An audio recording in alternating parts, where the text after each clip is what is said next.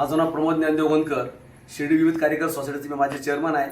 माझी मिसेस मीनाक्षी प्रमोद गोंदकर त्या पण सोसायटीचे चेअरमन होत्या. आता सध्या मी विद्यमान संचालक आहे आणि मी गेल्या 35 वर्षापासून नामदार राधाकृष्ण विखे साहेब यांच्यासोबत आहे, त्यांच्यासोबत काम करतोय. आज शिर्डी नगर परिषद सार्वत्रिक निवडणूक 2025 आज संपन्न झाली. त्याचे निकाल आजच लागले.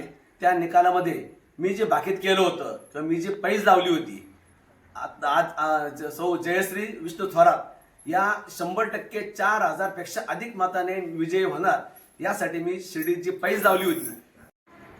मी जी निवडणुकीच्या मतदानाच्या दिवशीच पैज लावली होती 2 तारखेला, ती पैज मला खात्री होती. याचं कारण आणि ही चर्चा काल 2-3 दिवसापूर्वी गावभर सगळी पसरली आणि सगळ्या जनतेमध्ये एक विश्वास पटला की ज्या अर्थी प्रमोद काका गोंदकर हे पैज लावतात त्यांना राजकीय अनुभव भरपूर आहे. राजकीय बरेच अंदाज मी करत असतो, माझे अंदाज खरे ठरत असतात.